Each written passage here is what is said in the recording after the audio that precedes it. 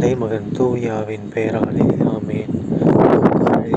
வாசகம் இறைவசனங்கள் 20 முதல் 26 முடிய. அக்காலத்தில் இயேசு சீடர் மீது தம் பார்வையை பதித்து கூறியவை: ஏழைகளே, நீங்கள் பேறு பெற்றோர், ஏனெனில் இறையாட்சி உங்களுக்கு உரியதே. இப்பொழுது பட்டினியாய் இருப்போரே, நீங்கள் பேறு பெற்றோர், ஏனெனில் நீங்கள் நிறைவு பெறுவீர்கள்.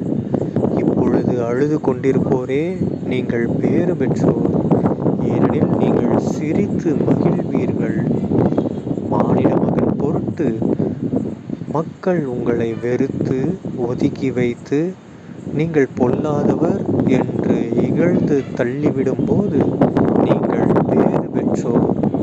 அந்நாளில் துள்ளி மகிழ்ந்து கொண்டாடுங்கள், ஏனெனில் விண்ணுலகில் உங்களுக்கு கிடைக்கும் கைமாறு மிகுதியாகும். அவர்களுடைய மூதாதையரும் இறைவாக்கினருக்கு இவ்வாறே செய்து வந்தனர். ஆனால் செல்வர்களே, ஐயோ உங்களுக்கு கேடு, ஏனெனில் நீங்கள் எல்லாம் அனுபவித்து விட்டீர்கள். இப்போது உண்டு கொழுத்திருப்போரே, ஐயோ உங்களுக்கு கேடு, ஏனெனில் பட்டினி கிடப்பீர்கள். இப்போது சிரித்து இன்புறுவோரே, ஐயோ உங்களுக்கு கேடு, ஏனெனில் துயருற்று அழுவீர்கள். மக்கள் எல்லாரும் உங்களை புகழ்ந்து பேசும்போது ஐயோ உங்களுக்கு கேடு, ஏனெனில் அவர்களின் மூதாதையரும் போலி இறைவாக்கினருக்கு இவ்வாறே செய்தார்கள். ஆண்டவரின் அருள்வாக்கு. கிறிஸ்துவே உமக்கு புகழ். அன்பார்ந்த சகோதர சகோதரிகளே, இன்று பொதுக்காலம் 23ஆம் வாரம் செப்டம்பர் 11ஆம் தேதி 2024ஆம் வருடம் புதன்கிழமை. இந்த நற்செய்தியை பாருங்கள், நம்ம இயேசு கிறிஸ்து ஆண்டவர் செம்மையான விஷயங்களை சொல்கிறார். நமக்கு நற்செய்தி படிக்கும்போது தெரிஞ்சிருக்கும். ஸ்டார்டிங் என்னது?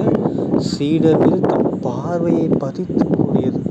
ஓகேங்களா? அதாவது நம்மளாம் ஒரு சீடர்னு வச்சுக்கோங்களேன், நம்ம மேலே அவருடைய பார்வையை பதித்து எந்த அளவுக்கு எழுதியிருக்காரு பாருங்க. நம்ம லூக்கா நற்செய்தியாளர் பார்வையை பதித்து கூறியது, அதாவது பார்த்து கூறியது இல்லை சீடர்களிடம் கூறியதுன்னு சொல்லியிருக்கலாம். ஆனால் சீடர்கள் மீது தம் பார்வையை பதித்து கூறியதுன்னு சொல்லியிருக்காரு பாருங்க. அப்பயாவது உள்ளத்தில் டைரக்டாக பதியும் அப்படிங்கிறத சொல்கிறார். இந்த வசனங்கள்லாம் ரொம்ப முக்கியமானவை அப்படிங்கிறத நம்ம புரிஞ்சுக்கணும்.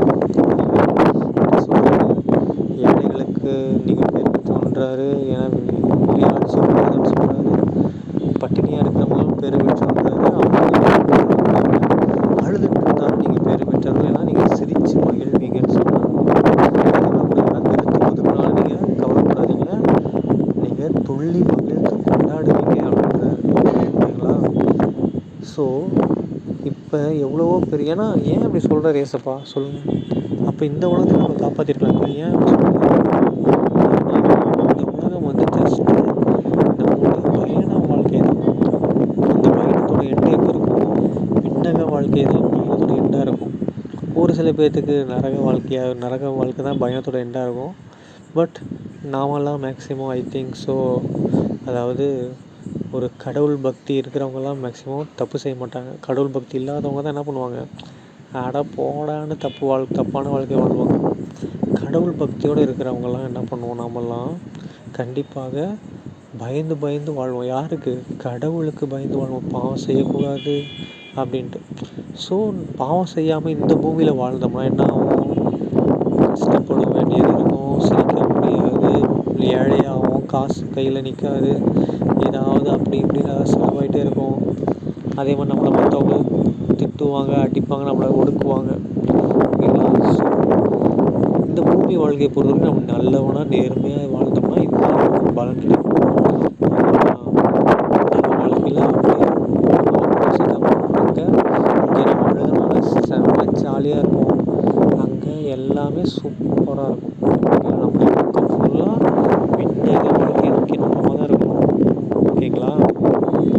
தந்தை மகன் தூயாவின் பெயராலே ஆமென். இயேசுக்கே புகழ், இயேசுக்கே நன்றி, மரியே வாழ்க, இயேசுவின் ரத்தம் ஜெயம், அல்லேலூயா, பிரைஸ் தி லார்ட்.